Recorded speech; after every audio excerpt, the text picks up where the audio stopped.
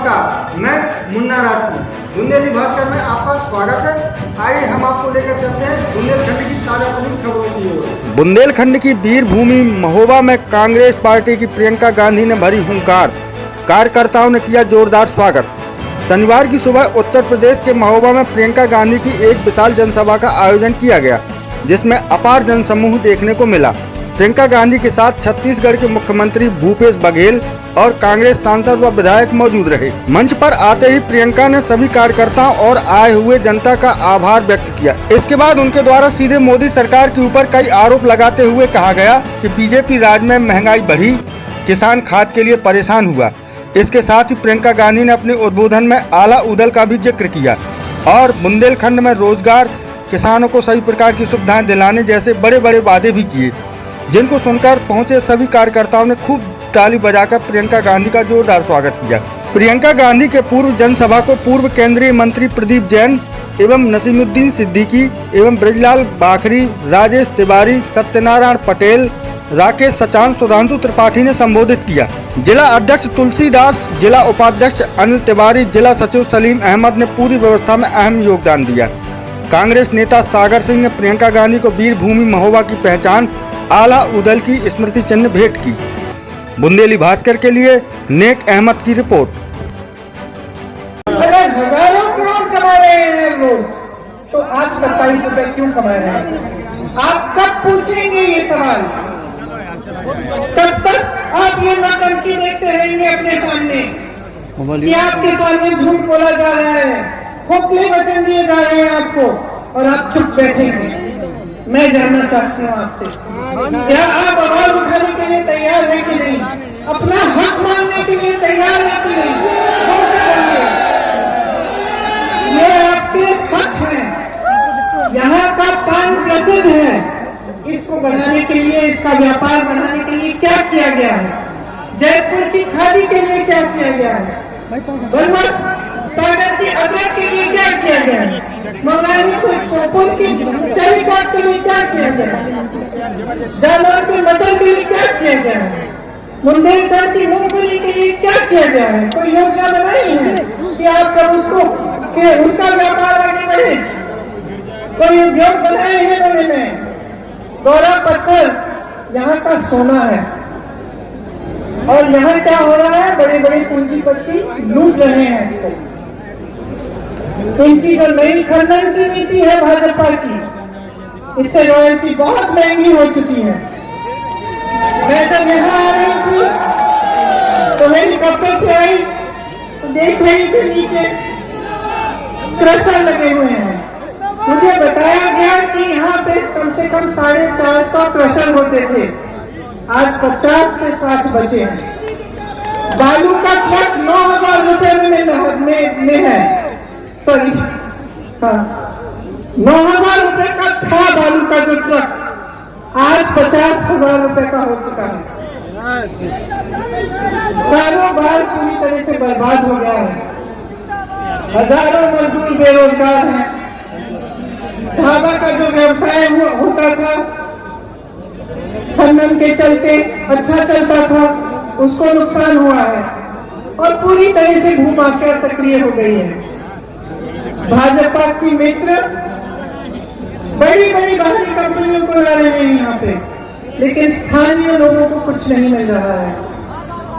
अधिकारियों ने एक वसूली गैंग बना रखी है। आपने देखा होगा कि कबरई के क्रशर कारोबारी इंद्रकांत त्रिपाठी की किस तरह से हत्या हुई। आज भी उनके हत्यारे फरार हैं, आज भी उनको पकड़ा नहीं है। बुंदेलखंड पर्यटन में बुंदेलखंड एकदम आगे बढ़ सकता था। यहाँ अपार संभावनाएं हैं। भाजपा के विधायक पर्यटन के नाम पर जमीन कब्जे कर रहे हैं, अवैध धंधा कर रहे हैं, गौशालाओं के नाम पर धंधा कर रहे हैं। गौशालाओं की बुरी हालत है। यहाँ के संसाधनों पर किसका हक है? सबसे पहला हक आपका है, किसी और का हक नहीं है। अगर आपको बदलाव लाना है तो सबसे पहले राजनीति में बदलाव लाना पड़ेगा। सबसे पहले आपको ऐसे नेता चुनने पड़ेंगे जो सिर्फ वचन और बड़े बड़े भाषण नहीं, लेकिन काम करके दिखाएंगे आपके लिए।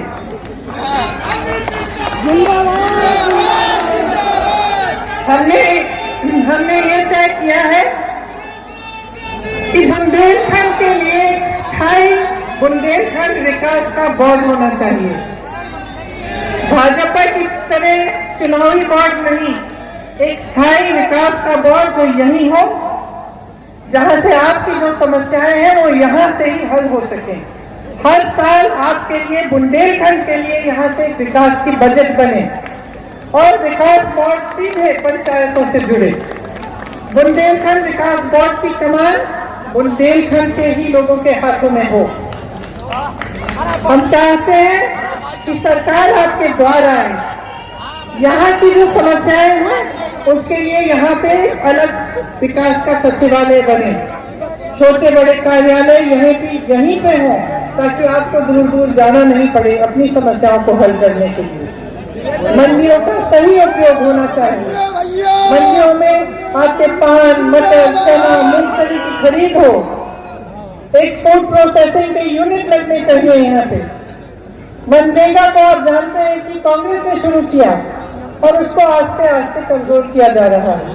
जो मनरेगा में आपको काम मिलते थे वो अब ठेकेदारों को मिल रहे हैं। तो मनरेगा को फिर से मजबूत बनाना हमारा काम है और हम चाहते हैं कि अगर हमारी सरकार आएगी तो हम मनरेगा को फिर से मजबूत बनाएंगे। यहाँ पे नए उद्योग लगाना बहुत ही जरूरी है।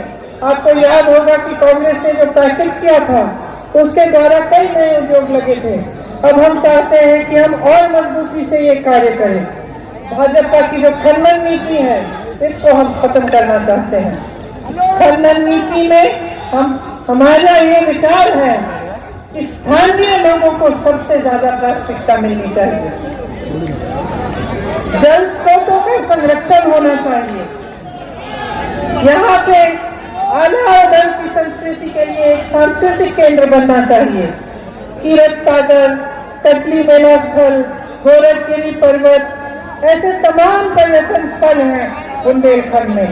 इनका विकास होना चाहिए ताकि पर्यटन से रोजगार बने और आपकी कमाई हो। मेरी बहनें आप यहाँ बैठी हैं,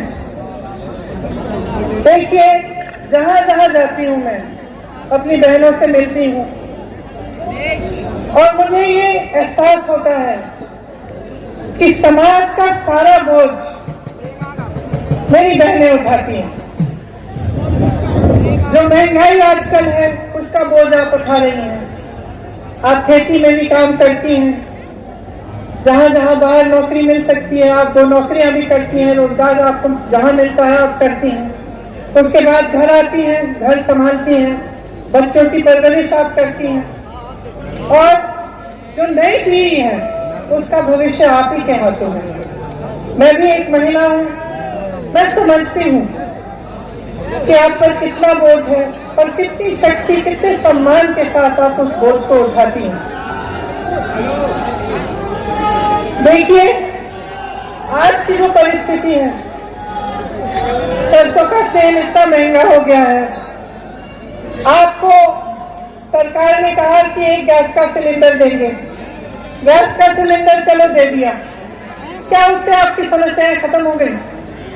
क्या सरकार का आपके प्रति यही एक जिम्मेदारी थी कि एक गैस सिलेंडर पकड़ा दें, कि कोई और भी जिम्मेदारी थी?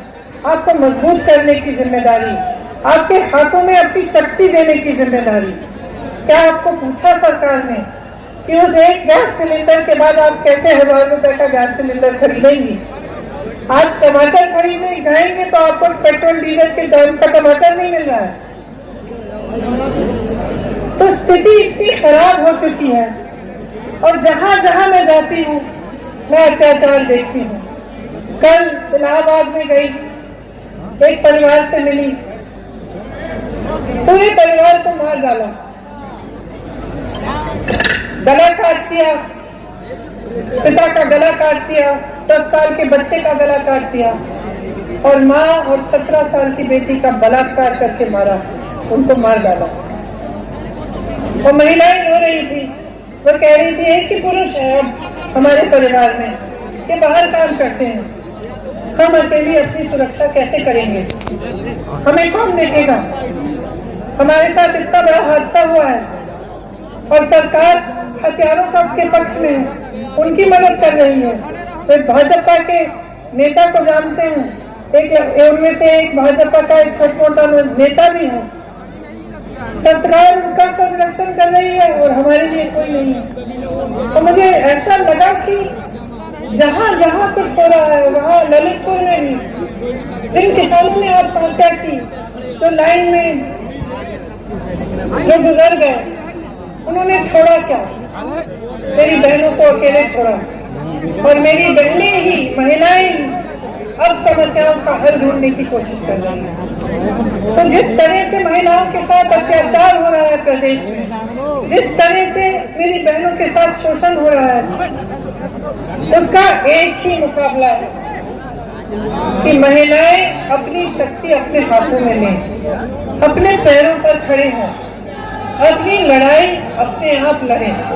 इसीलिए जहाँ जहाँ जाती हूँ मैं कहती हूँ कि हमारा नया नारा ये है, लड़ती हूँ, लड़ सकती हूँ।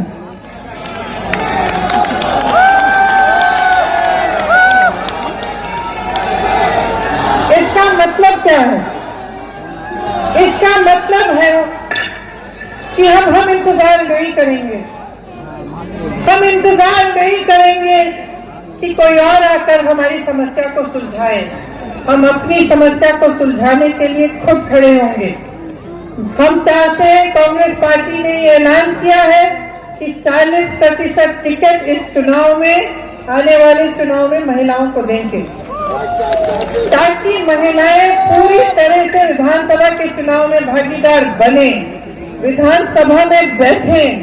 जब नए नए कानून बने उनके लिए, तब महिलाएं कानून भी बनाएं, उनकी भागीदारी हो, उनकी आवाज हर जगह उठे। इसीलिए महिलाओं के लिए हम कुछ खास प्रतिज्ञाएं करना चाहते हैं। मैंने एक प्रतिज्ञा पत्र बंटवाया है, शायद आपको मिला होगा।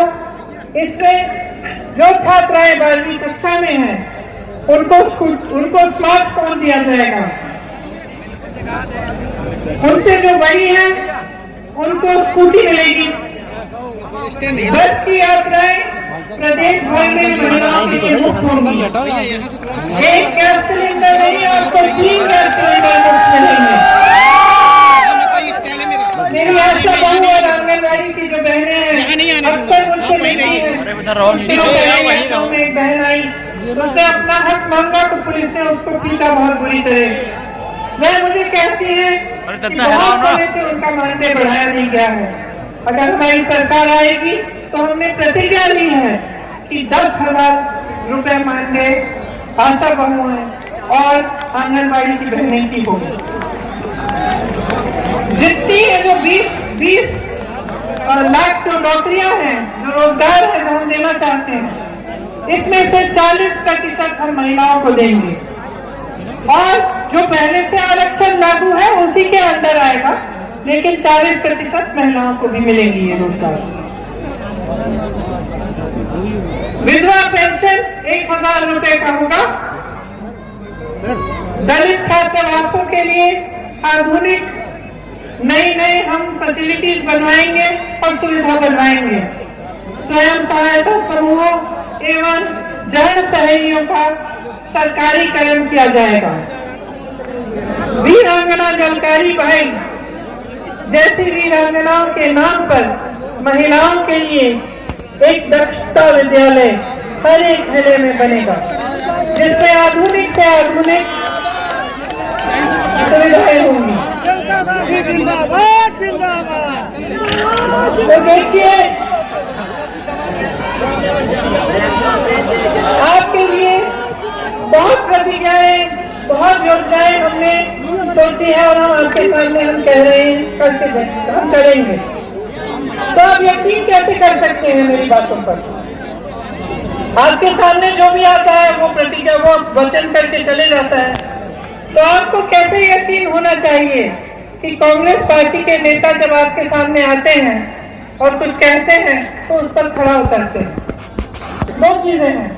सबसे पहले तो हमारे मुख्यमंत्री जी आपके सामने आए और इन्होंने आपको बताया कि किस तरह से छत्तीसगढ़ में और जहां जहां हमारी सरकारें हैं वहां जो प्रतिज्ञाएं की गई वे निभाई गई। और दूसरी बात आप याद करिए कि जब बुंदेलखंड का पैकेज बना था तो यहाँ पर BHEL का प्लांट लगाया गया, परिछा थर्मल पावर प्लांट लगा, राजघाट का बांध बनाया गया, बंजर जमीनों को खेती युक्त बनाने के लिए ग्रासलैंड का संस्थान बनाया, रानी लक्ष्मीबाई कृषि विद्यालय विश्वविद्यालय बनाया, झांसी मेडिकल कॉलेज बना, बुंदेलखंड का विश्वविद्यालय बना, बुंदेलखंड में एक नवोदय विद्यालयों की जाल फैलाई गई, 72,000 करोड़ रुपयों की का कर्ज माफ किया गया, उसमें से नहीं अलग से 12,000 करोड़ का बुंदेलखंड का एक पैकेज बना था। ये सब कांग्रेस की सरकार ने किया था। तो जब हम आपके सामने आते हैं तो हमें अच्छी तरह से एहसास है कि हम आपके प्रति जवाबदेह हैं। हम जानते हैं कि अगर हम वचन निभाएंगे, हमें उस वचन को वचन आपको देंगे तो हमें उस वचन को निभाना पड़ेगा, क्योंकि हमारी नियत साफ है। आपने भाजपा के नेताओं की नियत 5 सालों से देख ली है, देख लिए हैं। आपके लिए क्या हुआ, आपके लिए क्या किया गया, आप सब मेरे से अच्छी तरह जानते हैं।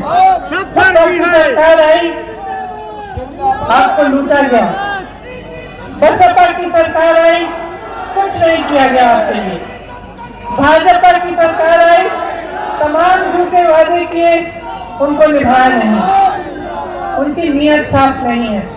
मैं यहाँ खड़े होकर आप सबसे कहना चाहती हूँ कि जिन जिन लोगों से मैं मिली हूँ उत्तर प्रदेश में, जहाँ जहाँ गई हूँ, जिन जिन गाँव में गई हूँ, जिन परिवारों से मिली हूँ, जहाँ जहाँ मैंने देखा है कि दुख है, दर्द है, मैं समझी हूँ कि आपको एक ऐसी सरकार की जरूरत है जो आपके साथ, जिसकी आपके साथ संवेदना हो, जो आपकी समस्याओं को समझे और सुलझाने की दिल से कोशिश की। और मैं चाहती हूँ कि उत्तर प्रदेश में आने वाले समय में एक ऐसी ही कांग्रेस की सरकार आए जो आपकी समस्याओं को सुलझाने के लिए दिन रात काम करे, पीछे नहीं हटे। तो आपसे आग्रह करती हूँ कि आप अपनी शक्ति को अच्छी तरह से पहचानिए, उसको मजबूत बनाइए। मेरी बहनें यहाँ हैं, एक बहुत बड़ी शक्ति है। आप चाहें तो ये प्रदेश बदल सकता है, लेकिन आपको चाहना पड़ेगा, आपको समझना पड़ेगा और आपको अपनी शक्ति को पहचान कर आगे बढ़ना पड़ेगा। आपको बहुत बहुत धन्यवाद। बुंदेलखंड की जय। बुंदेलखंड